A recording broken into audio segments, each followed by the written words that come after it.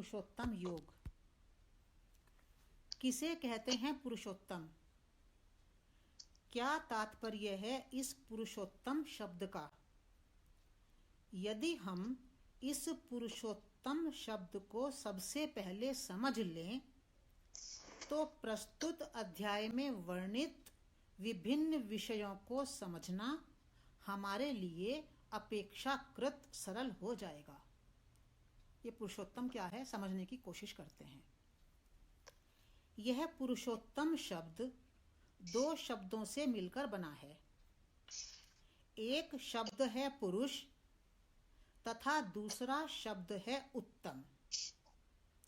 अतः पुरुषोत्तम शब्द का अर्थ हुआ उत्तम पुरुष अथवा पुरुषों में उत्तम। हम सब जानते हैं कि उत्तम का अर्थ है श्रेष्ठ, परंतु पुरुष शब्द अनेक अर्थों में प्रयुक्त होता है। अतः यहाँ हमें पुरुष शब्द को ही प्रमुखता से समझना है। इस पुरुष शब्द को पढ़ते ही हमारा ध्यान सबसे पहले व्यवहार में प्रचलित उस पुरुष शब्द के ऊपर जाता है जिसको हम पुल्लिंग अर्थात मैस्कुलिन जेंडर वाले किसी भी व्यक्ति के लिए प्रयुक्त करते हैं। अर्थात व्यवहार में मैस्कुलिन जेंडर वाले व्यक्ति को हम पुरुष कहते हैं तथा स्त्रीलिंग अर्थात फेमिनिन जेंडर वाले व्यक्ति को हम स्त्री कहते हैं। व्यवहार में भगवत गीता में इस अर्थ में पुरुष शब्द का प्रयोग नहीं हुआ है। यहाँ पुरुष शब्द का प्रयोग विशेष रूप से जीवात्मा के लिए किया गया है और इसका व्युत्पत्ति परक अर्थ है पुरे वसति इति पुरुष, अर्थात जो शरीर रूपी पुर में निवास करता है वह जीवात्मा पुरुष कहलाता है। कहीं कहीं इसकी व्युत्पत्ति पुर्याम शेते अर्थात शरीर रूपी पुरी में शयन करने वाले के रूप में भी की गई है। इसका अर्थ भी जीवात्मा ही है। भारतीय मनीषा कहती है कि प्रत्येक व्यक्ति अपने मूल स्वरूप में आत्मा है और शरीर उसके पास एक उपकरण की भांति है जिसका वह यथा योग्य उपयोग करता है।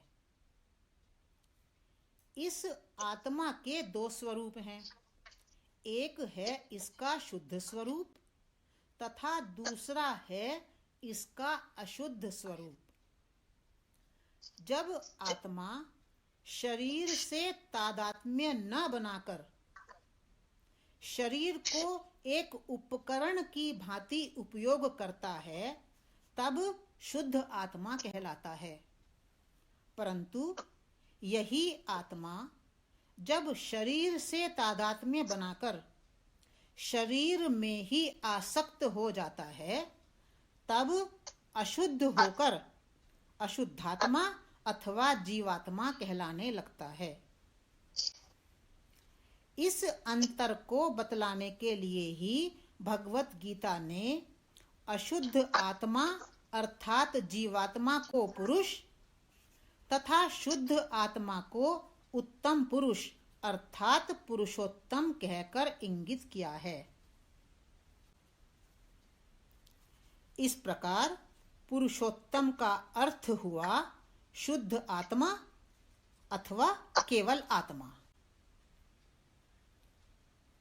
प्रस्तुत 15वें अध्याय में भी पुरुषोत्तम शब्द का प्रयोग शुद्ध आत्मा के लिए तथा पुरुष शब्द का प्रयोग अशुद्ध आत्मा अर्थात जीवात्मा के लिए किया गया है।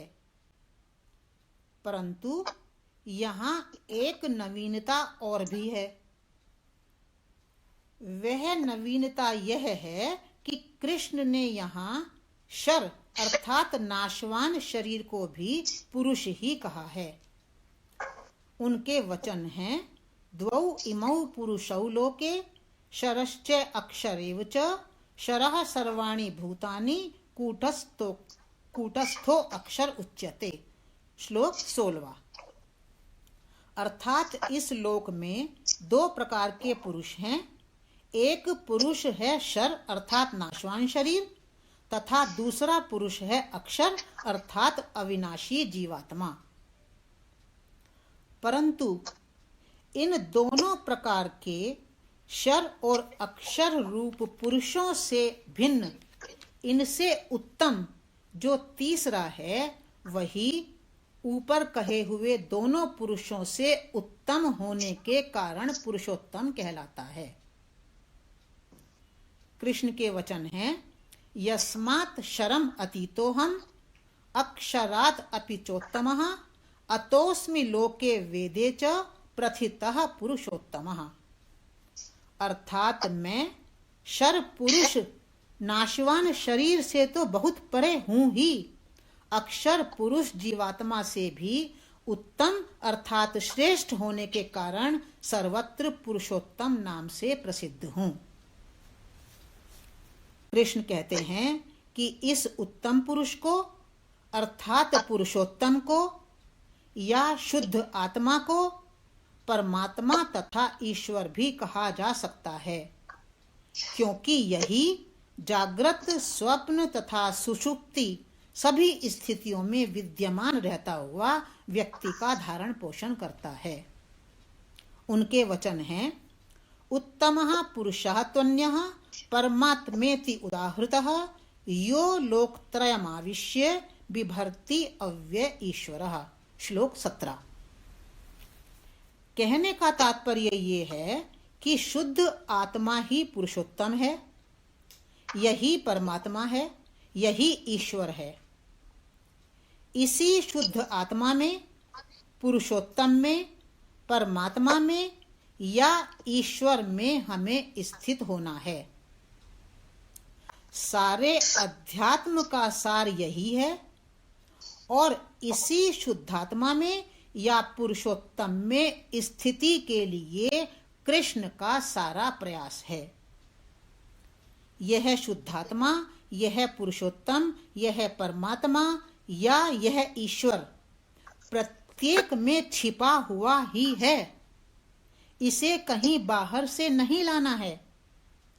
प्रत्येक व्यक्ति वही है, केवल उस छिपे हुए को उघाड़ना है, प्रकट करना है। ये हुई एक बात कि पुरुषोत्तम का तात्पर्य क्या है। अब प्रश्न उठता है कि उसे कैसे उघाड़ें, कैसे प्रकट करें।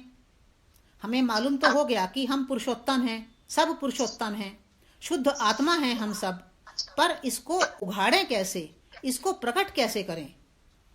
इसी उद्देश्य हेतु प्रस्तुत अध्याय में कृष्ण ने 3 उपायों का निर्देश किया है। पहला उपाय है दृश्य जगत को उसकी वास्तविकता में समझना, पहचानना। परंतु अज्ञान के कारण न समझ पाने की स्थिति में अपने ही आंतरिक जगत में अर्थात अपने ही मन रूपी जगत में गहराई तक फैली हुई इसकी आसक्ति, मोह तथा अहंता रूपी जड़ों को असंग रूपी शस्त्र से काट देना। ये कहा है कृष्ण ने, पहला उपाय है पुरुषोत्तम में स्थित होने के लिए। दूसरा उपाय है व्यक्ति अर्थात जीवात्मा की सजगता, जागरूकता। अर्थात प्रत्येक व्यक्ति अर्थात जीवात्मा बार बार एक शरीर को छोड़कर दूसरे शरीर में प्रवेश करने और वहां पुनः पुनः विषयों को भोगने की अपनी सतत यात्रा को भली भांति जाने पहचाने। पहला उपाय है जगत को समझना यदि नहीं समझ में आए परमात्मा रूप में तो उसको असंग रूपी शस्त्र से आसक्ति ममता को काटना। दूसरा उपाय है सजग होना, जागरूक होना। किस विषय में सजग होना?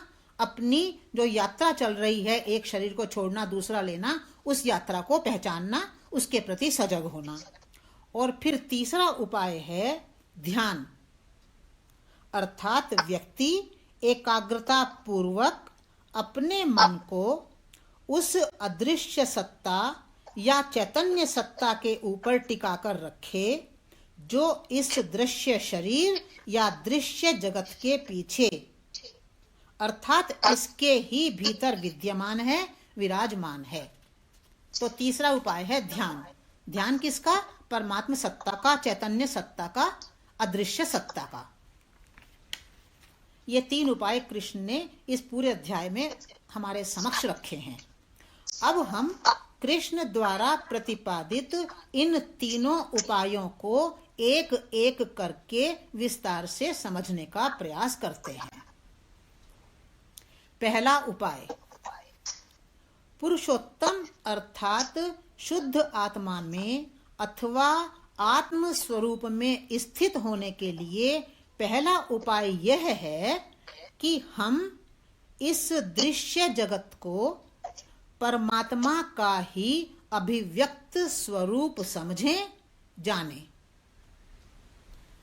भारतीय मनीषा कहती है कि यह जगत वास्तव में परमात्मा का ही अभिव्यक्त स्वरूप है और परमात्मा की सत्ता से ही इसकी सत्ता है।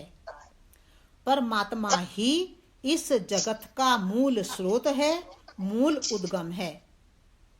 अतः जैसे परमात्मा शाश्वत, सनातन, अव्यय, अविनाशी, अनादि तथा अनंत है, वैसे ही यह जगत भी शाश्वत, सनातन, अव्यय, अविनाशी, अनादि तथा अनंत है।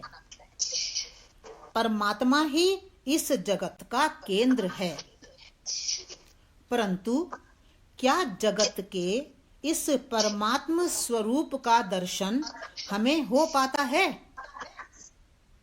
नहीं हो पाता। क्यों?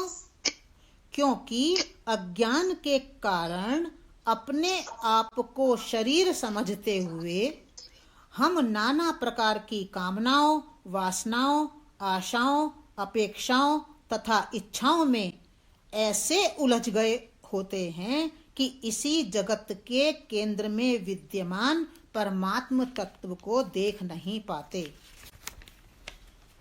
और हमारा मन परिधि पर विद्यमान जागतिक विषयों की ओर अग्रसर होकर विषयों के भोगों में, पदार्थों में ही अटक जाता है। इसलिए हम जगत को परमात्म स्वरूप में नहीं देख पाते, जगत और विषयों में अटक जाते हैं।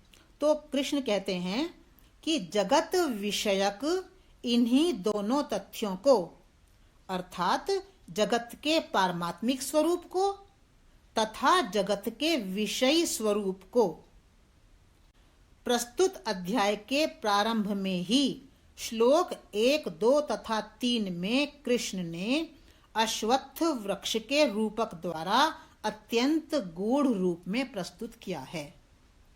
2 स्वरूप बताए हैं श्लोक 1, 2 और 3 में। तो पहले श्लोक को लेते हैं। पहले श्लोक में उन्होंने जगत रूपी अश्वत्थ वृक्ष के पारमात्मिक स्वरूप को प्रस्तुत किया है। जगत रूपी अश्वत्थ वृक्ष के पारमात्मिक स्वरूप को प्रस्तुत करते हुए उन्होंने वृक्ष को उल्टा करके उसके मूल को ऊपर कर दिया है।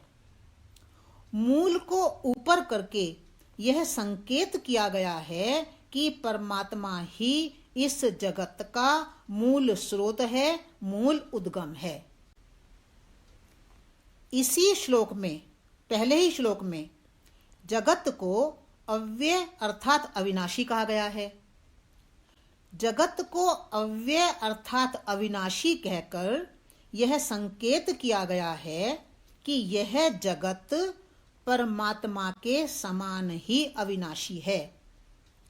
अंतर केवल ये है कि परमात्मा की स्थिति अविनाशी है, जगत की प्रक्रिया अविनाशी है। अर्थात यह जगत पहिए की भांति सतत रूप से घूम रहा है, उसकी यह प्रक्रिया कभी विनष्ट नहीं होती है। इसी श्लोक में जगत रूपी वृक्ष को अश्वत्थ नाम देकर भी उसकी इस परिवर्तनशीलता की ओर ही संकेत किया गया है। अश्वत्थ शब्द का व्युत्पत्ति परक अर्थ है परिवर्तनशीलता। यह शब्द अ, श्व और स्था धातु के योग से बना है। अ का अर्थ है नहीं, श्व का अर्थ है आने वाला कल तथा स्था का अर्थ है रहना या ठहरना। अतः जो कल तक भी आने वाले पल तक भी नहीं ठहरता, परिवर्तित होता रहता है, वह अश्वत्थ है। क्यों कहा जगत रूपी वृक्ष को अश्वत्थ नाम क्यों दिया है? इस परिवर्तनशीलता के कारण इसको अश्वत्थ कहा है। जगत रूपी इस अश्वत्थ वृक्ष के पत्तों को छंदांसी कहा गया है। इसी श्लोक में, पहले श्लोक में छंदांसी का अर्थ है ज्ञान। छंदांसी अर्थात ज्ञान कहकर इस तथ्य की ओर संकेत किया गया है कि जैसे वृक्ष के पत्ते सूर्य के प्रकाश को ग्रहण करके फोटोसिंथेसिस की प्रक्रिया द्वारा वृक्ष को पुष्टि प्रदान करते हैं और वृक्ष फूलों फलों के उद्भव के रूप में विकास को प्राप्त होता है, वैसे ही ज्ञान ही इस जगत को हम सबको समृद्ध बनाता है। ज्ञान से ही इस जगत रूपी वृक्ष में सुख के, शांति के, प्रेम के तथा आनंद के फूल और फल प्रकट होते हैं। अर्थात व्यक्ति ज्ञान के फल स्वरूप जीवन में सुख, शांति, प्रेम तथा आनंद को अनुभव करता है। अतः जो भी व्यक्ति इस जगत रूप अश्वत्थ वृक्ष को परमात्म स्वरूप में जान लेता है, वही वास्तव में सब कुछ जानने वाला होता है। कृष्ण के वचन हैं, ऊर्ध्व मूलम अधः शाखम अश्वत्थम प्राहु अव्ययम छंदांसी यस्य पर्णानि यह तम वेद स वेदवित्। तो ये है कृष्ण द्वारा बताया हुआ जगत का पारमात्मिक स्वरूप, अर्थात जगत परमात्मा का ही अभिव्यक्त स्वरूप है। इस पहले श्लोक में कृष्ण ने जगत के इस पारमात्मिक स्वरूप का वर्णन किया है, परंतु जगत के इस पारमात्मिक स्वरूप से भिन्न इसका एक विशेष स्वरूप भी है। दूसरे श्लोक में, पहले श्लोक में आया उस जगत का पारमात्मिक स्वरूप, अब दूसरे श्लोक में कृष्ण ने इस जगत रूपी अश्वत्थ वृक्ष के विषयी स्वरूप को प्रस्तुत किया है।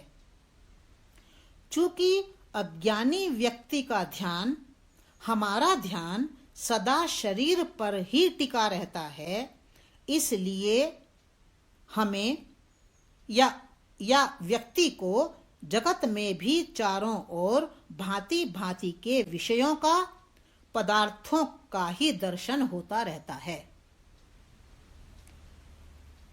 फिर व्यक्ति की अपनी त्रिगुणात्मिका प्रकृति भी विषयों के प्रति उसकी कामनाओं तथा वासनाओं को उसी प्रकार बढ़ा देती है जैसे जल के सिंचन द्वारा वृक्ष की शाखाएं प्रशाखाएं वृद्धि को प्राप्त होती हैं।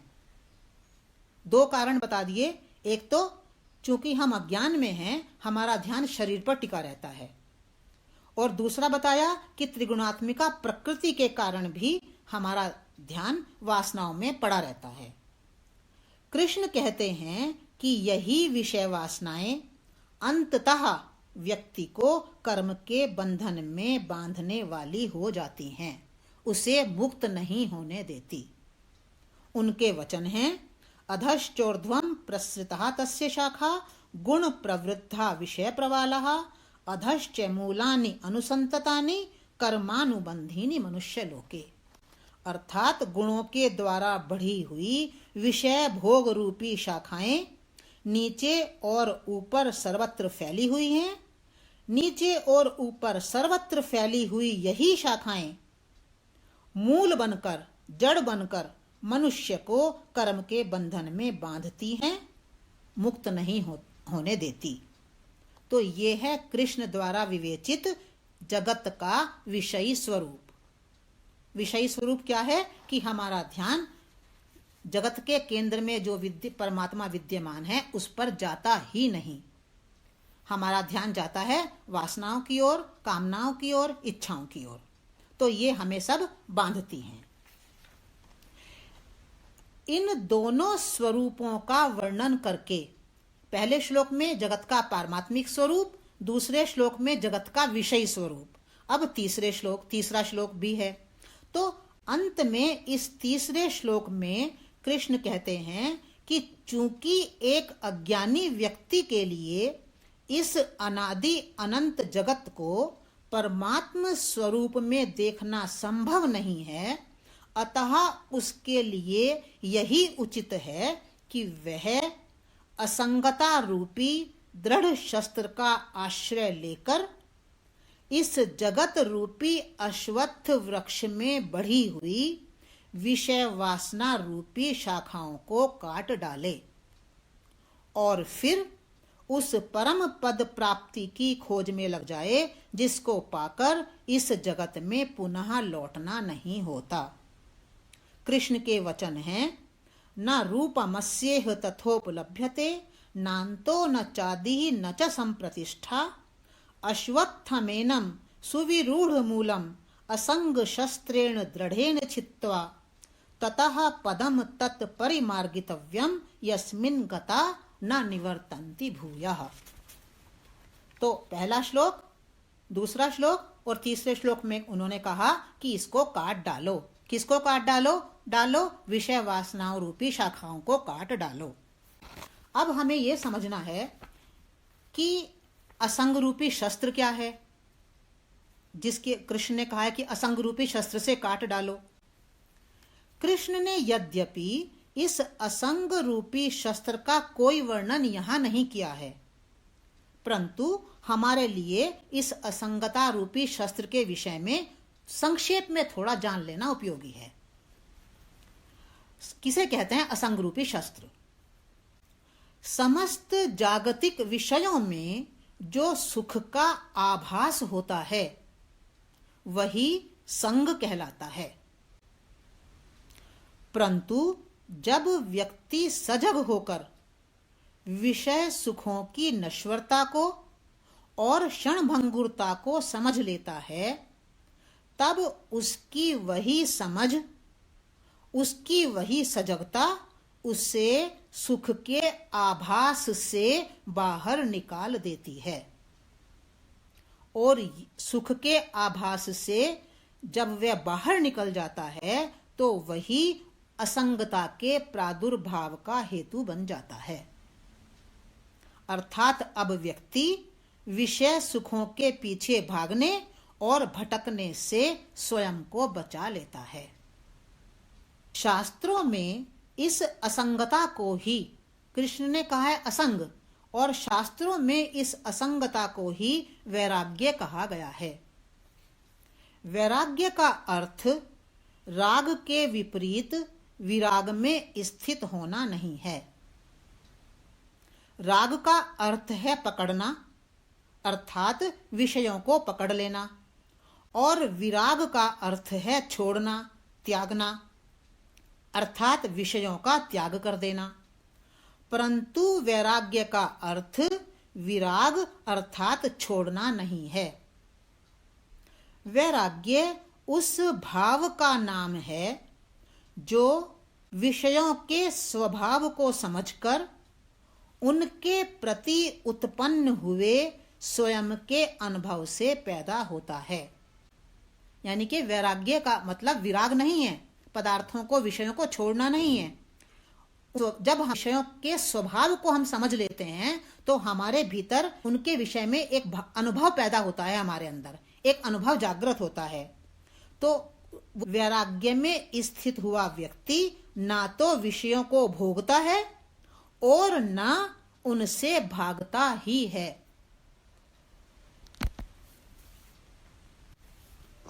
वह समझ और सजगता पूर्वक उनके बीच रहते हुए भी उनसे सर्वथा अस्पृष्ट रहकर कीचड़ में कमल की भांति खिला रहता है।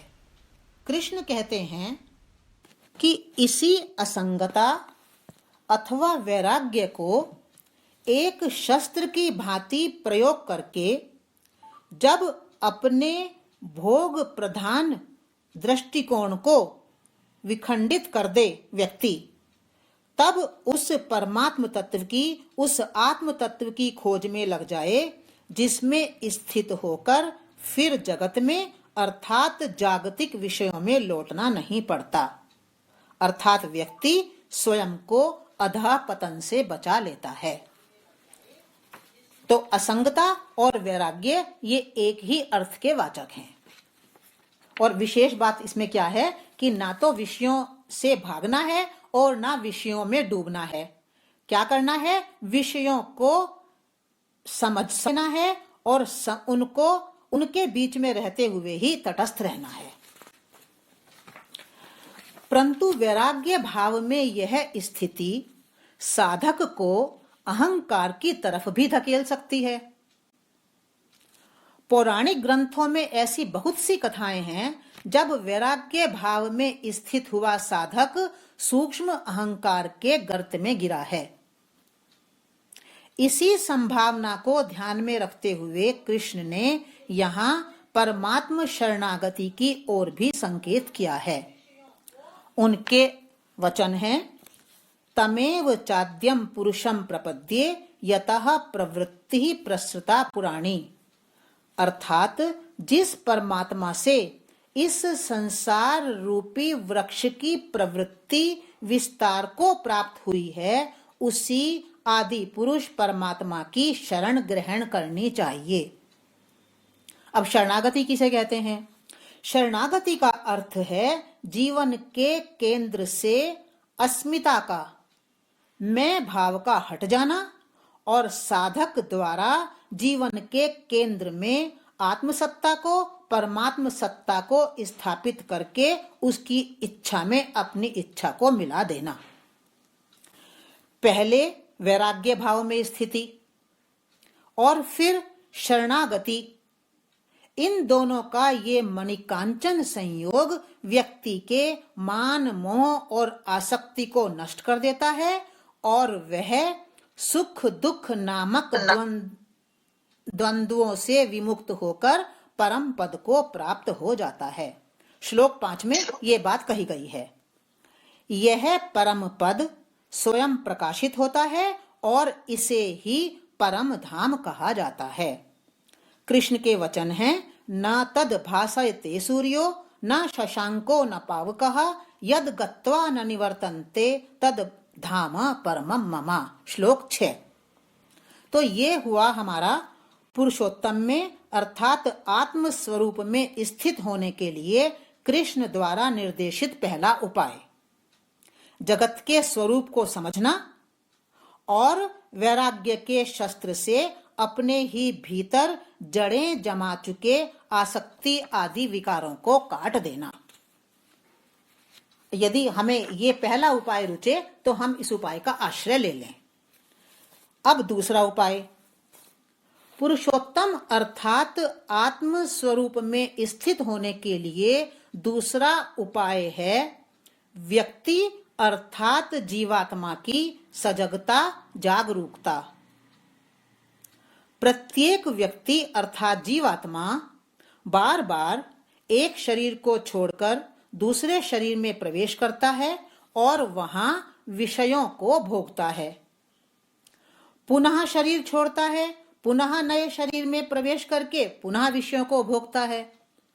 अतः जीवात्मा के लिए यह उचित है कि वह अपनी इस सतत यात्रा को भली भांति जाने और इसके प्रति सजग बने।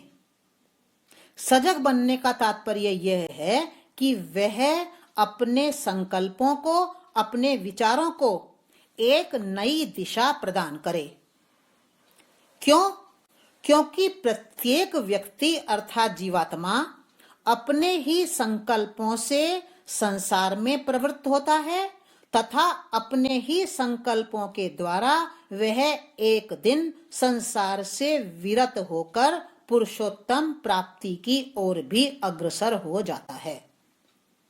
दिशाएं दो हैं, या तो संसार की तरफ चलें या पुरुषोत्तम प्राप्ति की ओर चलें। ये दिशाएं कौन तय करता है? जीवात्मा ही तय करता है। कैसे? अपने संकल्पों से, अपने विचारों से। अब हमें यहाँ कृष्ण द्वारा वर्णित जीवात्मा के स्वरूप को, उसके स्वभाव को और उसकी इस यात्रा को सम्यक रूपेण समझने का प्रयास करना है। सबसे पहले जीवात्मा क्या है? जीवात्मा तो हम बहुत कहते हैं, पर जीवात्मा का वास्तविक स्वरूप क्या है? जैसा कि पहले भी कहा जा चुका है, भारतीय मनीषा के अनुसार प्रत्येक व्यक्ति शुद्ध स्वरूप आत्मा है और शरीर उसके पास एक उपकरण की भांति है जिसका वह यथा योग्य उपयोग करता है।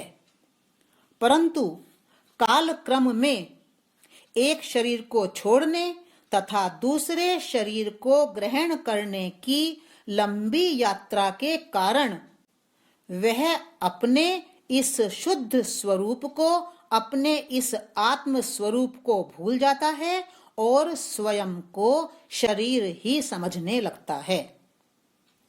स्वयं को शरीर समझने और फिर उसी में आसक्त हो जाने के कारण अब वह शुद्ध आत्मा के स्थान पर अशुद्ध आत्मा अर्थात जीवात्मा कहलाने लगता है। अतः शुद्ध आत्मा और अशुद्ध आत्मा अर्थात जीवात्मा एक ही चैतन्य की दो स्थितियां हैं। चैतन्य एक ही है। अपने शुद्ध स्वरूप में वह चैतन्य शुद्धात्मा कहलाता है, परंतु अशुद्ध स्वरूप में वही चैतन्य जीवात्मा हो जाता है। इसी बात को, इसी तथ्य को प्रकारांतर से कृष्ण ने यह कहकर व्यक्त किया है कि देह में स्थित हुआ जीवात्मा परमात्मा का ही एक सनातन अंश है। उनके वचन हैं, ममैवांशो जीवलोके जीवभूतः सनातनः। श्लोक 7वां। यह है जीवात्मा का स्वरूप, यानी कि जीवात्मा और आत्मा चैतन्य एक ही है। एक अपने शुद्ध स्वरूप में शुद्धात्मा कहलाता है और एक अपने अशुद्ध स्वरूप में जीवात्मा कहलाता है। इस अशुद्ध आत्मा अर्थात जीवात्मा के स्वभाव का वर्णन करते हुए कृष्ण आगे कहते हैं कि यही जीवात्मा मन सहित पांचों इंद्रियों को खींचता है, उन्हें पकड़ता है। जब वह देखना चाहता है तो आंख को पकड़ लेता है, सुनना चाहता है तो कान को पकड़ लेता है तथा सूंघना आदि चाहता है तो घ्राण आदि को पकड़ लेता है। इंद्रियां जड़ हैं, ये हमें याद रखना है। इंद्रियां जड़ हैं, वे कभी किसी को नहीं पकड़ती। जीवात्मा ही मन सहित इंद्रियों को पकड़ता है और उनमें आसक्त हो जाता है। कृष्ण के वचन हैं, मनः षष्ठानि इंद्रियाणि प्रकृतिस्थानि कर्षति। आगे कृष्ण जीवात्मा की यात्रा का वर्णन करते हैं। तो जीवात्मा की यात्रा का वर्णन करते हुए वे इस महत्वपूर्ण तथ्य का प्रतिपादन करते हैं कि शरीर में स्थित हुआ यह जीवात्मा जब मृत्यु काल में अर्थात जब एक शरीर, वर्तमान शरीर को छोड़कर वह दूसरे शरीर में प्रवेश करता है, तब वर्तमान शरीर से मन सहित पांचों इंद्रियों को लेकर दूसरे शरीर में उसी प्रकार चला जाता है जैसे वायु गंध के स्थान से अर्थात पुष्प आदि से गंध को लेकर अन्यत्र चला जाता है। उनके वचन हैं, शरीरम यद अवाप्नोति यच्चाप उत्क्रामतीश्वरः गृहीत्वा एतानि संयाति वायु गंधान इवाशयात। प्रस्तुत वक्तव्य को पढ़कर, जैसा कृष्ण ने लिखा है, यहाँ पर कहा है, प्रस्तुत वक्तव्य को पढ़कर ऐसा प्रतीत होता है कि शरीर में स्थित हुए जीवात्मा को मन सहित आंख, नाक, कान आदि जो 5 ज्ञानेंद्रियां मिली हुई हैं, उन्हें ही यह जीवात्मा अपने साथ लेकर दूसरे शरीर में चला जाता है।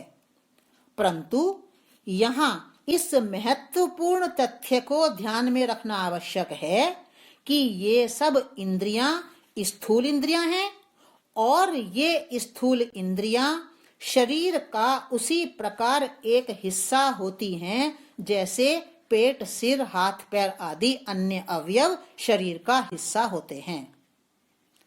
जीवात्मा इन स्थूल इंद्रियों को लेकर दूसरे शरीर में नहीं जाता। वास्तव में प्रत्येक इंद्रिय के पीछे जीवात्मा की जो वासना या चाह विद्यमान होती है, वही वासना या चाह सूक्ष्म इंद्रिय कही जाती है और उन्हीं सूक्ष्म इंद्रियों को लेकर जीवात्मा अगले शरीर में प्रवेश करता है। उदाहरण के लिए, आंख नामक स्थूल इंद्रिय के पीछे रूप को देखने की जो वासना या चाह विद्यमान होती है, वही वासना या चाह सूक्ष्म इंद्रिय कहलाती है। इसी प्रकार जिह्वा नामक स्थूल इंद्रिय के पीछे स्वाद की जो वासना विद्यमान होती है, वही वासना या चाह सूक्ष्म इंद्रिय कहलाती है। ये वासनाएं अधिकांशतः अतृप्त होती हैं और इनकी तृप्ति हेतु ही जीवात्मा को अगले शरीर की आवश्यकता होती है। अतः जीवात्मा जब एक शरीर को छोड़कर दूसरे शरीर में प्रवेश करता है, तब इन्हीं सूक्ष्म इंद्रियों को अर्थात वासनाओं को लेकर दूसरे शरीर में उसी प्रकार चला जाता है जैसे वायु पुष्प के भीतर विद्यमान हुई गंध को लेकर अन्यत्र चला जाता है। वास्तव में जिन्हें हम स्थूल इंद्रियां कहते हैं, वे तो पुष्प की भांति स्थूल होती हैं, लेकिन उन स्थूल इंद्रियों के पीछे जो वासना रूपी गंध विद्यमान होती है, वही जीवात्मा के साथ अनिवार्य रूपेण दूसरे शरीर में जाती है। ऐसा प्रतीत होता है कि भगवत गीता में प्रतिपादित ये पुष्प और गंध का उदाहरण आज हमारे व्यवहार में भी प्रचलित है। कैसे?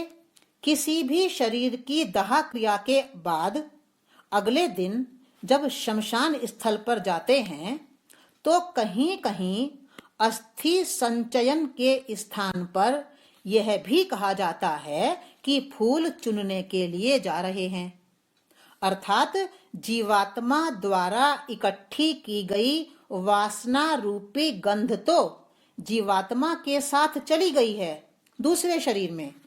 अब स्थूल इंद्रिय रूपी जो पुष्प बचे हुए हैं, उन्हें भी एकत्र करके गंगा में प्रवाहित कर देना है। और गंगा कौन सी? गंगा ज्ञान की प्रतीक है, अतः ज्ञान रूपी गंगा में प्रवाहित करने का तात्पर्य यह है कि जीवात्मा की यात्रा के इस स्वरूप को समझकर वासना से मुक्त रहते हुए हमें अपने जीवन को जीना है। हमारा कोई संबंधी जब मरता है, तो जो ये पुष्प चयन की प्रक्रिया होती है, तो उस प्रक्रिया को करते हुए जो संकेत है वो ये है कि वासना रूपी गंध जो उसने इकट्ठी की थी वो तो चली गई, उसके साथ चली गई है, अनिवार्य रूपेण चली गई है। पर स्थूल इंद्रियों को भी हम चुन लें और चुनते समय ये ध्यान रखें कि यही स्थिति हमारी भी है। अपनी इस यात्रा को हम समझें और समझकर क्या करें, सजग हो जाएं, जागरूक हो जाएं और वासनाओं को छोड़ने का प्रयास करें। कृष्ण कहते हैं कि अब जीवात्मा अपनी ही वासनाओं के आधार पर नए गर्भ को, नए शरीर को खोजता है और नए शरीर में प्रवेश करके पुनः अपनी वासनाओं के सहारे विषयों का सेवन करने लगता है।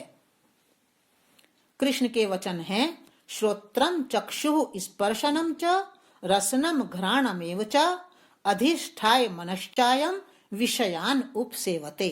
श्लोक है 9। आगे कृष्ण कहते हैं कि शरीर में आसक्त हुआ व्यक्ति अर्थात जीवात्मा अपनी इस यात्रा को अर्थात एक शरीर को छोड़ने, दूसरे शरीर को ग्रहण करने तथा उस शरीर में रहकर पुनः विषयों को भोगने को समझ नहीं पाता।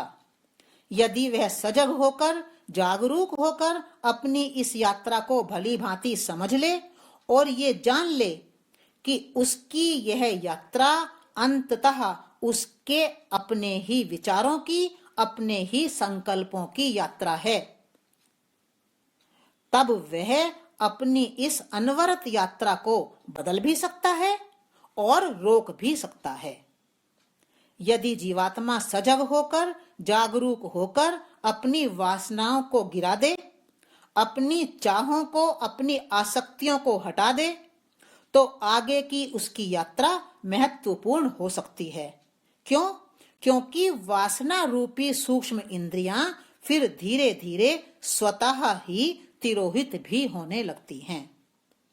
कृष्ण कहते हैं कि चूंकि ज्ञान में स्थित हुआ व्यक्ति, जिसे ज्ञान चक्षु कहा गया है यहाँ पर, इस वासना रूपी गंध को छोड़ देता है, इसीलिए वह एक ना एक दिन पुरुषोत्तम प्राप्ति अर्थात आत्म स्वरूप की प्राप्ति की ओर प्रवृत्त हो जाता है।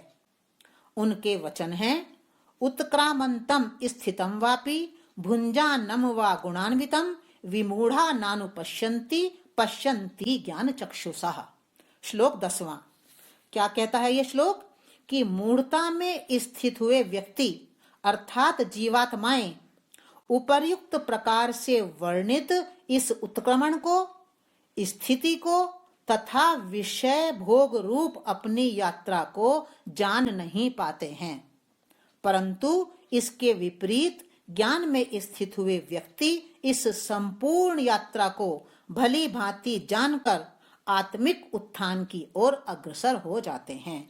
अतः व्यक्ति सजग बने, जागरूक बने और ज्ञान में स्थिति के लिए सतत रूप से प्रयास करे। अब इस जीवात्मा के स्वरूप को, स्वभाव को और यात्रा को बताया कृष्ण ने। इतना बताकर अंत में कृष्ण एक अत्यंत महत्वपूर्ण तथ्य की ओर भी हमारे ध्यान को आकर्षित करते हैं। वे कहते हैं कि व्यक्ति अर्थात जीवात्मा को जन्म मरण रूपी अपनी सतत यात्रा को समझने और वासना आदि को गिराने के लिए प्रयास की आवश्यकता तो निसंदेह रूप से होगी।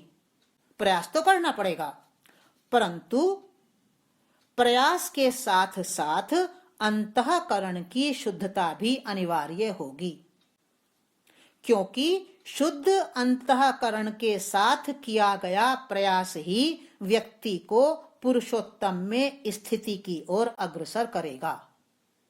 ये एक बात विशेष रूप से जोड़ी है। मेरी दृष्टि में महर्षि पतंजलि ने जिस अष्टांग योग का निर्देश किया है, उसमें भी धारणा, ध्यान और समाधि में जाने से पहले यम नियम आदि जिन 5 चरणों की व्यवस्था की है, वह व्यवस्था अंतःकरण की शुद्धि के लिए ही है। पतंजलि ने 8 बातें बताई हैं, तो अंतिम 3 में जाने के लिए हमें पहले 5 को पूरा करना पड़ेगा। वो क्यों करना पड़ेगा? अंतःकरण की शुद्धि होगी, तभी हम धारणा ध्यान समाधि में जा पाएंगे। और यही बात यहाँ पर कृष्ण कह रहे हैं। सभी में आत्मा रूपी शक्ति तो समान है, आत्मा किसी में अलग अलग नहीं है। बुरे में भी वही है और भले में भी वही है। राम में भी वही शक्ति विद्यमान है, रावण में भी वही विद्यमान है, लेकिन दोनों के अंतःकरण में पर्याप्त भिन्नता है। एक का अंतःकरण शुद्ध है, दूसरे का अशुद्ध है। कृष्ण कहते हैं कि जिन्होंने अपने अंतःकरण को शुद्ध नहीं किया है, वे अज्ञानी जन प्रयत्न करते रहने पर भी आत्म तत्व को नहीं जान पाते हैं। उनके वचन हैं, यतन्तो योगिनश्चैनं पश्यन्ति आत्मन्यवस्थितं यतन्तो अपि अकृतात्मानो नैनं पश्यन्ति अचेतसः। तो ये 11वां श्लोक। तो अभी जो ये जीवात्मा की पूरी बात बताई जा रही है, तो ये है पुरुषोत्तम में स्थित होने के लिए कृष्ण द्वारा बताया हुआ दूसरा उपाय। और उपाय क्या है? कि जीवात्मा सजग बने, जागरूक बने अपनी इस यात्रा के प्रति और अपने संकल्पों, नए संकल्पों का निर्माण करने के प्रति और अपनी वासनाओं को गिराने के प्रति सजग रहे।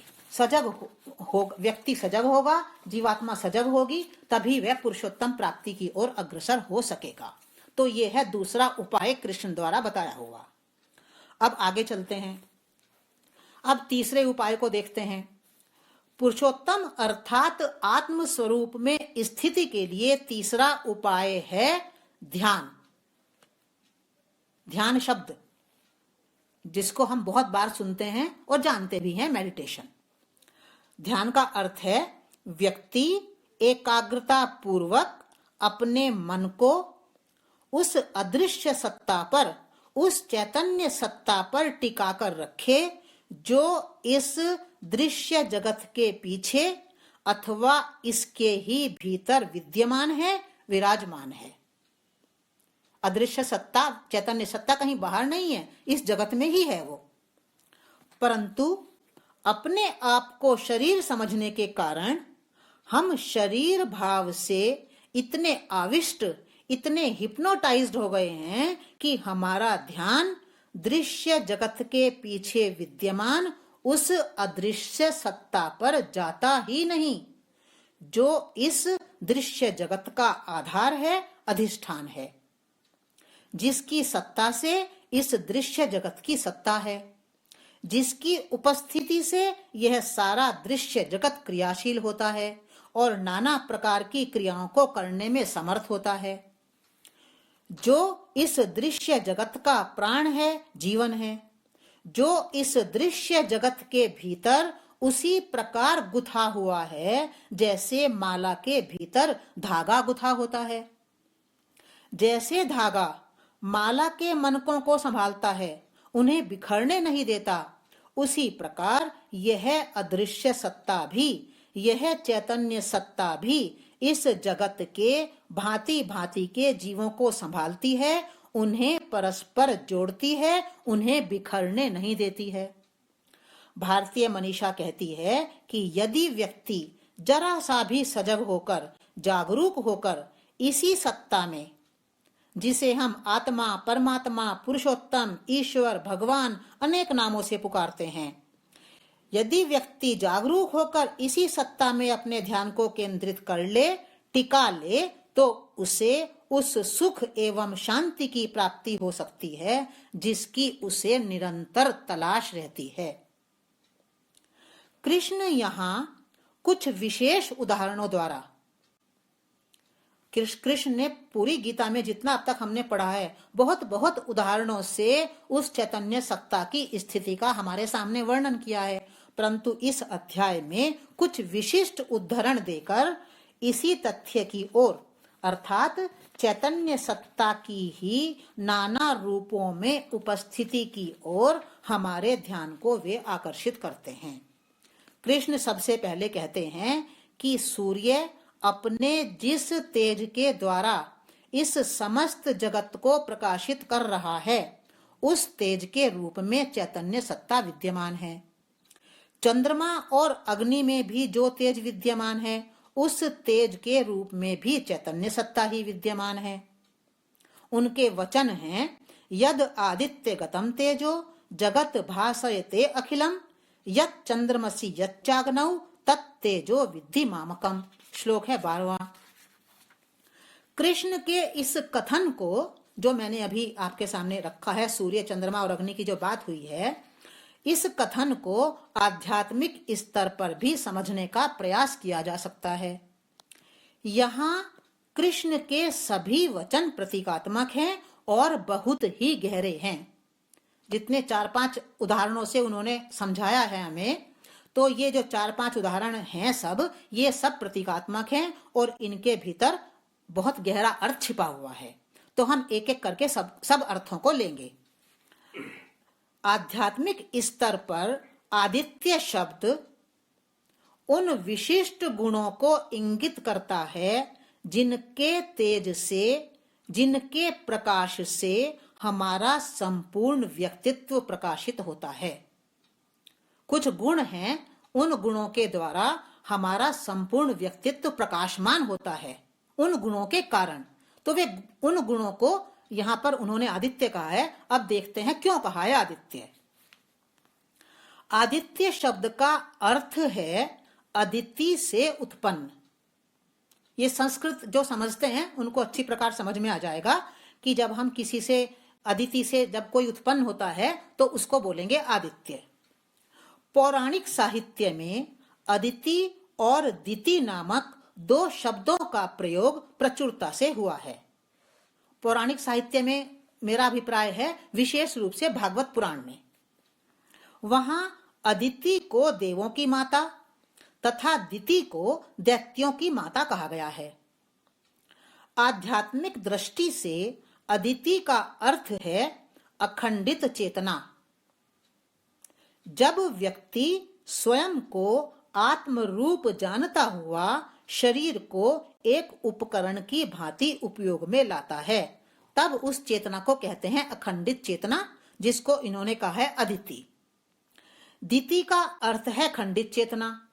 जब व्यक्ति आत्मा को भूलकर शरीर को ही सब कुछ समझ लेता है, तो इस खंडित चेतना को कहा गया है दिति।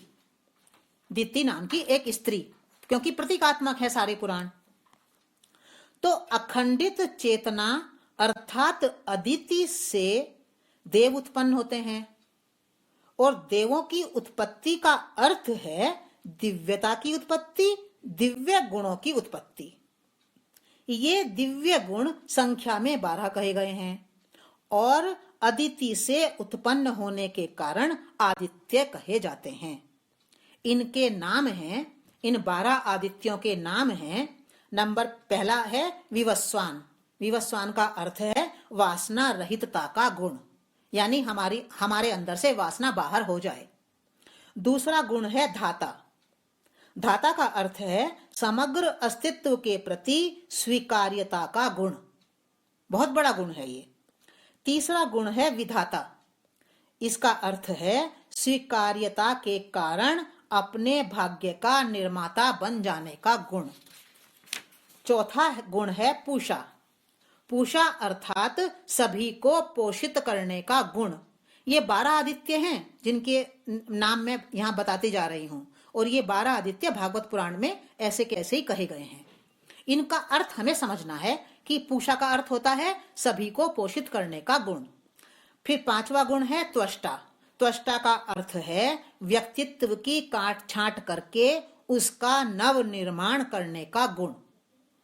छठा है सविता अर्थात उत्पादकता का गुण, क्रिएटिविटी का गुण।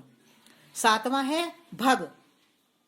भग अर्थात पूर्व जन्म के कर्म रूप बीजों से कृषि करने का गुण, अर्थात जीवन को इस प्रकार से जीना जिससे संस्कारों का ह्रास हो जाए, यह है भग। 8वां है अर्यमा।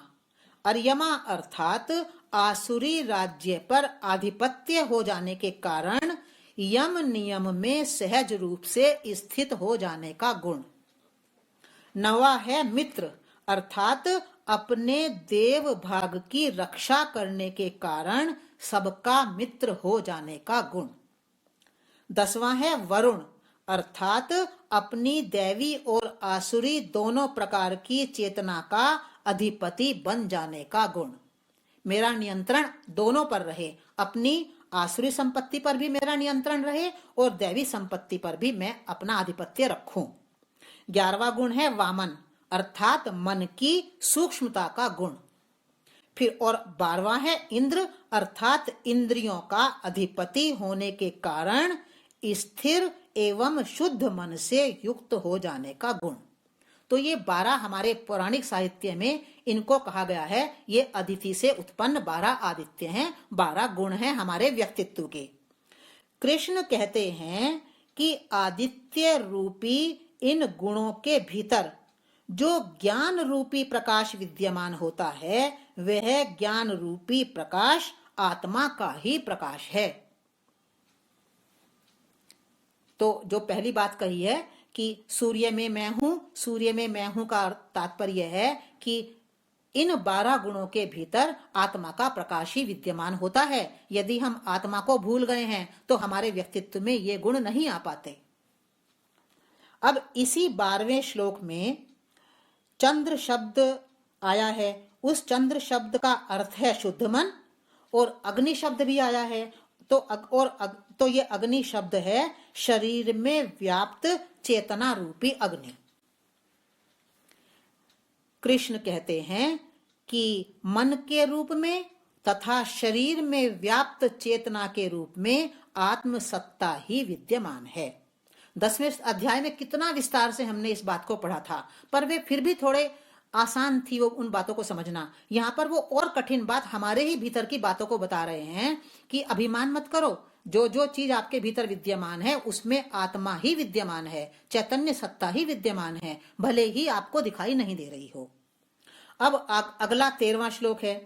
13वें श्लोक में कृष्ण कहते हैं कि यह पृथ्वी जिस ओजस शक्ति के द्वारा समस्त भूतों को धारण कर रही है, उस ओज शक्ति के रूप में तथा जो शक्ति सोमरस रूप होकर समस्त औषधियों को पुष्ट कर रही है, उस सोम के रूप में भी यही चैतन्य सत्ता विद्यमान है। उनके वचन हैं, गाम आविश्य च भूतानि धारयामि अहमोजसा पुष्णामि चौषधि सर्वः सोमो भूत्वा रसात्मकः। श्लोक है 13वां। इस श्लोक में आए हुए गो शब्द, औषधि शब्द और सोम शब्द प्रतीकात्मक हैं और इन्हें हमें आध्यात्मिक स्तर पर समझना है। आध्यात्मिक स्तर पर गो शब्द का अर्थ है वाणी। यहाँ पर आया है गाम, तो जो ये गाम शब्द है, गाम आया है, तो गो का ही द्वितीय विभक्ति के एक वचन में गाम बनता है, तो इसलिए गाम आया है और इसका मूल जो शब्द है वो है गो। तो आध्यात्मिक स्तर पर गो का अर्थ है, गो के कई अर्थ होते हैं, उसमें से एक अर्थ है वाणी। वाणी के भीतर जो ओज तत्व विद्यमान होता है, वह ओज तत्व सभी को न केवल आकर्षित और प्रभावित करता है, प्रत्युत वह निराशा से घिरे हुए मनों के भीतर आशा का संचार करके व्यक्तियों को गिरने से संभालता भी है। ये आपका हमारा प्रतिदिन का अनुभव है। यदि व्यक्ति की वाणी में ओज है तो हम बहुत उदास हैं, बहुत नकारात्मक सोच रहे हैं, तो उसकी जो ओजस्वी वाणी है वो हमें संभाल लेती है, हम नकारात्मकता से सकारात्मक की तरफ चले जाते हैं। तो कृष्ण कहते हैं कि इस वाणी में विद्यमान इस ओज तत्व के आधार रूप में चैतन्य सत्ता ही विद्यमान होती है। ये हो गया हमारा गो शब्द। अब दूसरा शब्द है हमारा औषधि। औषधि शब्द शास्त्रों में अनेक अर्थों में प्रयुक्त होता है। अभी तो हम मोटे रूप में समझते हैं औषधि का मतलब मेडिसिन, चाहे वो एलोपैथी की मेडिसिन है, चाहे वो आयुर्वेद की है, चाहे वो होम्योपैथी की है। पर औषधि का आध्यात्मिक अर्थ क्या है? आध्यात्मिक स्तर पर तन, मन और जीवात्मा को पुष्ट करने वाली शक्तियां औषधि कहलाती हैं। उदाहरण के लिए तन को अर्थात शरीर को पुष्ट करने वाली औषधियां हैं पतंजलि निर्दिष्ट आसन, प्राणायाम आदि। पतंजलि ने जो आसन प्राणायाम कहे हैं वे औषधि रूप हैं। किस चीज के लिए? हमारे तन को स्वस्थ रखने के लिए।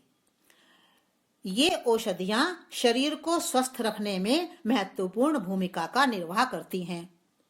मन को पुष्ट करने वाली पतंजलि निर्दिष्ट औषधियां कौन सी हैं? यम, नियम आदि। यम का अर्थ है सत्य, अहिंसा, अस्तेय, ब्रह्मचर्य, अपरिग्रह। आप सब जानते हैं इस बात को। नियम का अर्थ क्या है? शौच, संतोष, तप, स्वाध्याय, ईश्वर प्रणिधान। विस्तार में हम नहीं जाएंगे क्योंकि आप सब इसको जानते हैं। यम और नियम का पालन करने से व्यक्ति का मन शुद्ध और प्रसन्न बनता है। इसी प्रकार प्रत्याहार, धारणा और ध्यान को आत्मा की औषधियां कहा गया है।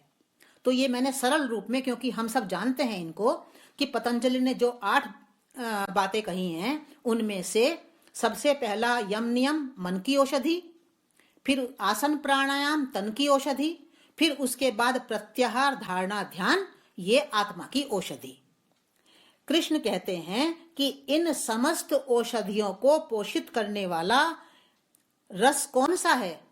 कौन रस है जो इन औषधियों को पुष्ट करता है? वो है सोम। आध्यात्म के स्तर पर आनंदमय कोश से प्रवाहित होने वाले प्रसन्नता रूप रस को सोम कहा जाता है।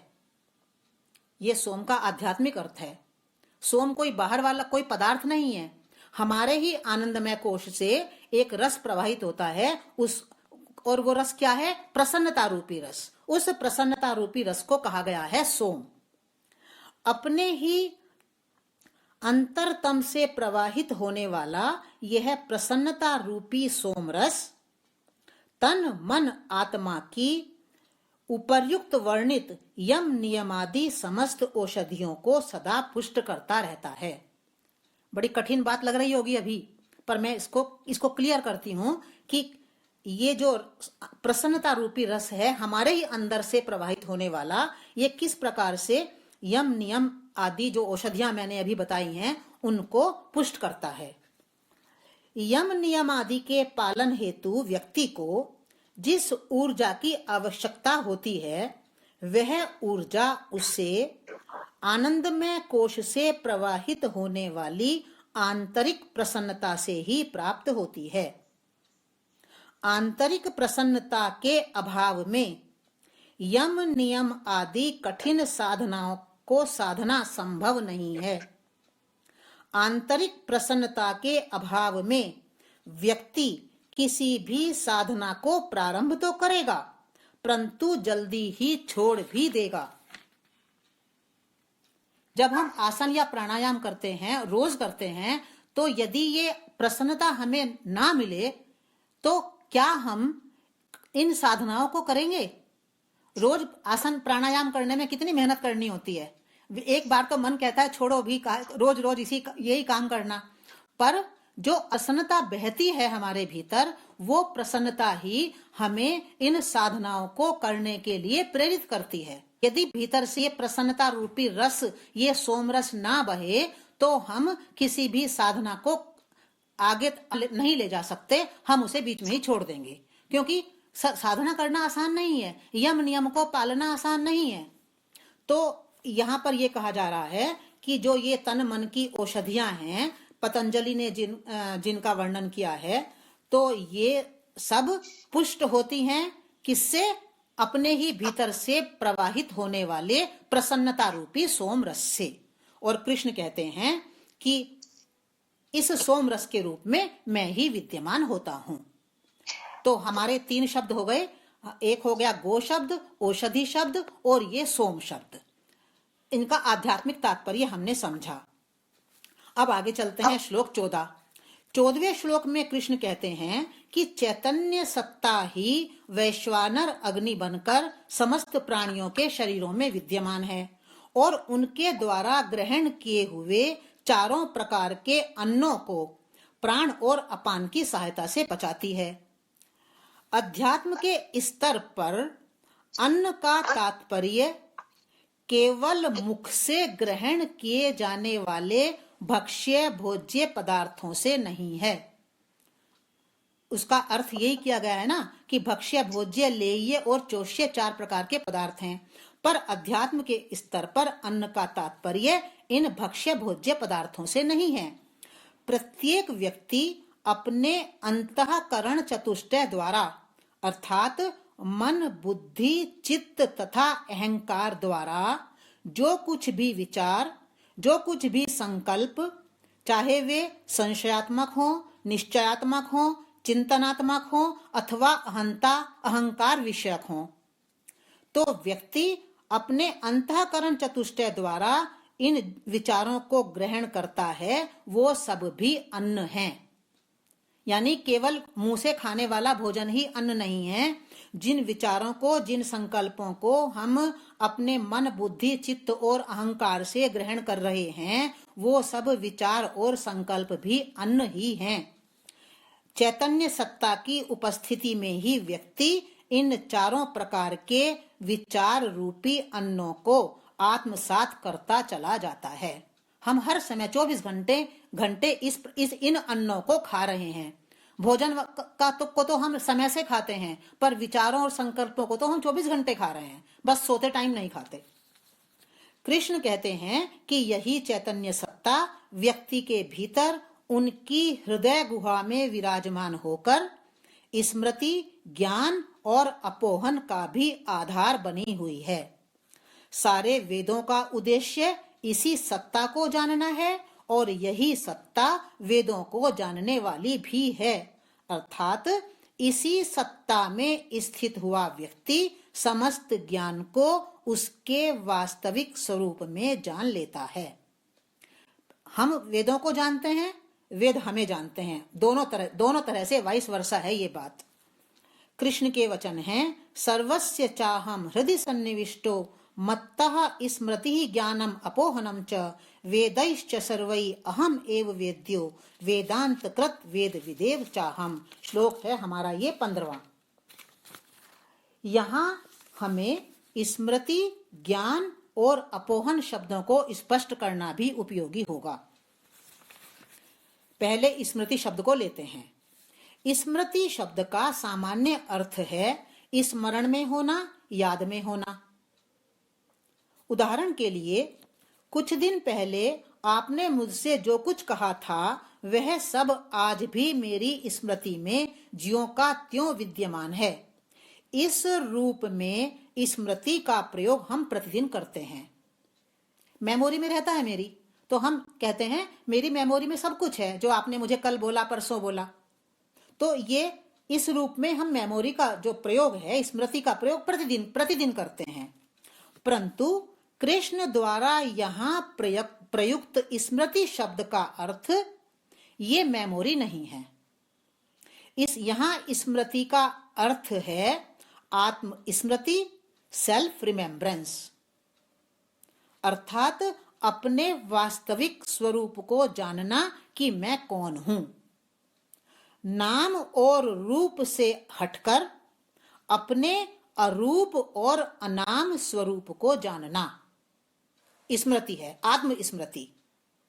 उदाहरण के लिए, एक ही व्यक्ति कभी बच्चा होता है, कभी युवा होता है, कभी वृद्ध होता है, लेकिन उसके भीतर जो चैतन्य सत्ता विद्यमान है वह न बच्चा होती है, न युवा होती है और न वृद्ध होती है। वह चैतन्य सत्ता इन तीनों अवस्थाओं से गुजरती है, लेकिन किसी भी अवस्था के साथ एक नहीं होती है। चैतन्य उसी को हमने कई नाम दे रखे हैं, उसी चैतन्य सत्ता को, जो ना बच्चे में अलग है, ना युवा में अलग है, ना वृद्ध में अलग है, जो एक ही है, इन सब अवस्थाओं से गुजर रही है। उसी को हमने कहा है चैतन्य सत्ता और उसी को हमने कहा है आत्मा, परमात्मा, पुरुषोत्तम आदि। उसी सत्ता की स्मृति को कृष्ण यहाँ स्मृति कह रहे हैं। यही स्मृति शब्द बाद में बिगड़ गया और बिगड़कर सुरति हो गया। कबीर, नानक आदि अनेक संतों ने इस सुरति शब्द का प्रयोग करते हुए कहा है कि सुरति को जगाओ, अर्थात उस आत्मा परमात्मा को जगाओ जो अपने ही भीतर सो गया है। तो स्मृति का बिगड़ा हुआ रूप सुरति, और सुरति या स्मृति का अर्थ है आत्म स्मृति, सेल्फ रिमेम्बरेंस, ना कि मेमोरी। दूसरा शब्द है ज्ञान। यहाँ ज्ञान से तात्पर्य उस ज्ञान से नहीं है जिसे विश्वविद्यालय से प्राप्त किया जाता है। सूचनाओं को इकट्ठा करना भी ज्ञान नहीं है। यहाँ ज्ञान से तात्पर्य आत्मज्ञान से है, प्रज्ञा से है, विजडम से है। इसलिए यह हो सकता है कि कोई व्यक्ति बहुत कुछ जानता हो, परंतु आत्मज्ञान से, प्रज्ञा से, विजडम से बिल्कुल रहित हो। और ये भी हो सकता है कि कोई व्यक्ति कुछ भी ज्ञान न रखता हो, परंतु आत्मज्ञान का धनी हो, प्रज्ञा का धनी हो। अतः शास्त्रों को कंठस्थ कर लेना, वेदों को कंठस्थ कर लेना भी ज्ञानी हो जाना नहीं है। ज्ञान युक्त वह है जो अनुभव में सधा हुआ हो। अनुभव में सधने का अर्थ क्या है? जीवन में आई हुई किसी भी प्रकार की परिस्थिति में उसे विचलित नहीं किया जा सकता हो। यह है वास्तविक ज्ञान, आत्मज्ञान, जिसे हम प्रज्ञा या विजडम भी कहते हैं। वो ज्ञान नहीं जो कि हम इकट्ठा कर लेते हैं। तीसरा शब्द है अपोहन। अपोहन का अर्थ है निश्चयात्मक अवस्था, संशय रहित अवस्था, कंपन रहित अवस्था, स्थिर अवस्था। यह शब्द ऊहु धातु में अप उपसर्ग के योग से बना है। थोड़ा संस्कृत की बात यहाँ हो रही है। ऊहु धातु का अर्थ है अनुमान लगाना या अटकल लगाना या अंदाज लगाना। अप उपसर्ग का अर्थ है हटाना, दूर करना। अतः अप और उहु इन दोनों से मिलकर बन गया अपोह। तो अपोह का अर्थ हुआ अंदाज का या अनुमान का या अटकल का हट जाना, दूर हो जाना। फलस्वरूप क्या होना? निश्चय आ जाना, स्थिरता का आ जाना। यह अपोह स्थिति ऊहापोह की विपरीत स्थिति है। ऊहापोह की स्थिति में व्यक्ति का मन घड़ी के पेंडुलम की भांति डोलता रहता है, स्थिर नहीं रहता, परंतु अपोहन स्थिति में वह स्थिर हो जाता है, निष्कंप हो जाता है, निश्चयात्मक हो जाता है। अतः कृष्ण जब ये कहते हैं कि स्मृति, ज्ञान तथा अपोहन मुझसे हैं, तब वे इस तथ्य की ओर संकेत करते हैं कि आत्मा की उपस्थिति से ही आत्म स्मृति, आत्मज्ञान तथा निष्कंपता की सत्ता है, सार्थकता है। आत्मा की अनुपस्थिति अर्थात विस्मृति में ये सब व्यर्थ हैं। क्यों व्यर्थ हैं? क्योंकि जिसे आत्मा का ही पता नहीं, जो केवल शरीर भाव तक ही सीमित है, उसके लिए आत्म स्मृति हो या आत्मज्ञान हो अथवा निष्कंपता जैसी सभी बातें उसके लिए बेमानी हैं, व्यर्थ हैं। तो ये हो गए हमारे तीन शब्द, स्मृति, ज्ञान और अपोहन का आध्यात्मिक स्तर पर क्या अर्थ हो सकता है। अब इस समस्त विवेचन का अभिप्राय यही है कि व्यक्ति पहले अपने ही भीतर विद्यमान हुई इस चैतन्य सत्ता के ऊपर अपने ध्यान को केंद्रित करने का अभ्यास करे। हम तीसरे उपाय की बात कर रहे हैं ना, और तीसरा उपाय कौन सा है? ध्यान। तो ध्यान को कहाँ केंद्रित करना है? चैतन्य सत्ता के ऊपर। फिर धीरे धीरे अभ्यास के सुदृढ़ होने पर वह चैतन्य सत्ता में स्थित होने में भी निश्चित रूप से समर्थ हो सकेगा। भारतीय मनीषा कहती है कि चैतन्य अर्थात पुरुषोत्तम कहीं व्यक्ति की भांति बैठा हुआ नहीं है। प्रत्येक व्यक्ति अपने मूल स्वरूप में चैतन्य ही है, पुरुषोत्तम ही है, मात्र उसकी तरफ ध्यान देने की आवश्यकता है। और ध्यान के विषय में इसलिए कहा गया है कि where attention goes energy flows, where energy flows things grow. अतः पुरुषोत्तम अर्थात आत्म स्वरूप में स्थित होने के लिए ध्यान भी एक सुंदर उपाय के रूप में कृष्ण ने यहाँ निर्देशित किया है। 3 उपाय हैं। पहला उपाय, जगत को समझो, यदि नहीं समझ पाए परमात्मा रूप में तो वैराग्य का सहारा लो।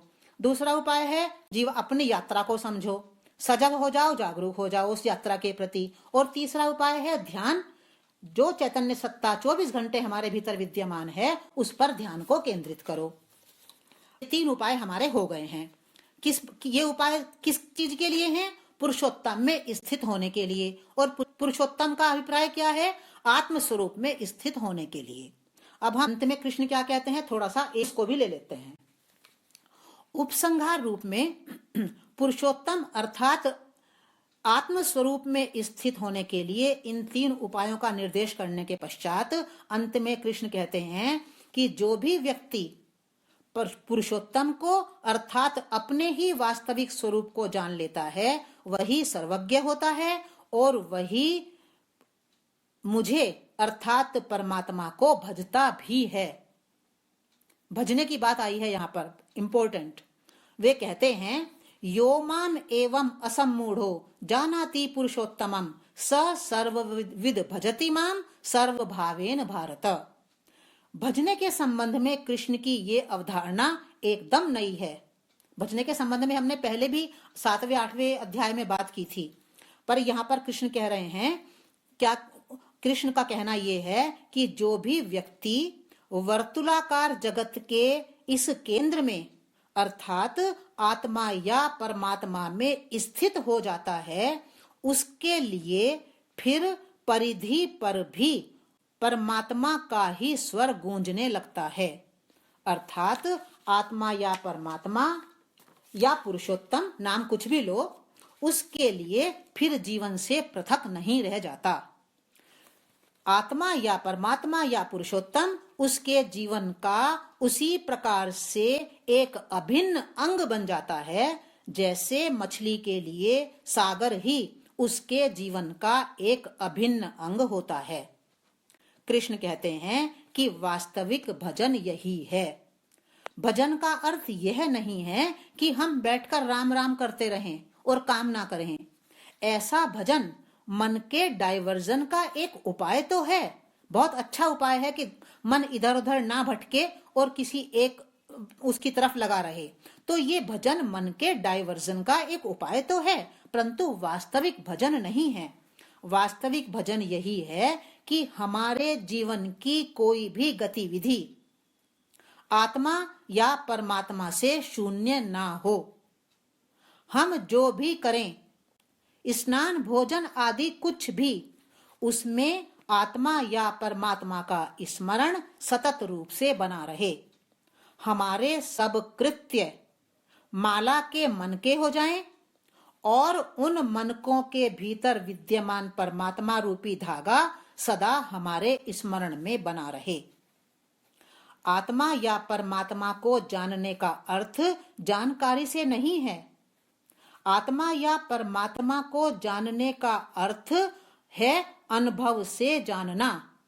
अर्थात हमारा जीवन जैसा भी हो वह हमें जहां भी जिस तरफ भी ले जाए, हमारी दृष्टि केवल परिधि अर्थात शरीर अर्थात जगत पर ही ना टिकी रहे। हम जो भी देखें उसमें केंद्र की आत्मा की परमात्मा की प्रतीति सतत रूप से बनी रहे और स्मरण की धारा हमारे भीतर निरंतर बहती रहे। जब ऐसी प्रतीति होती है तब जीवन ही भजन हो जाता है। भजन पृथक से करना नहीं पड़ता है। कृष्ण कहते हैं कि जीवन की सार्थकता यही है। तब जीवन कृतकृत्य हो जाता है, कृतार्थ हो जाता है। जीवन में मानो एक अर्थ आ जाता है। क्यों आ जाता है अर्थ? अब व्यक्ति जो भी करता है, जिस भांति भी जीता है, सभी तरह के जीवन से सुख, शांति, शक्ति, शुद्धता, ज्ञान, प्रेम तथा आनंद की एक सुगंध आनी शुरू हो जाती है और जीवन का उद्देश्य भी यही है। तो जीवन कृतकृत्य कब होता है? जब हमारे ही भीतर से, हमारे ही जीवन से एक आनंद की सुगंध बाहर निकलनी शुरू हो जाती है। जीवन प्रफुल्लित हो जाता है, कृतार्थ हो जाता है। और जीवन का उद्देश्य यही है, अध्यात्म का उद्देश्य यही है। तो यहां हमारा ये 15वां अध्याय समाप्त होता है, पुरुषोत्तम योग।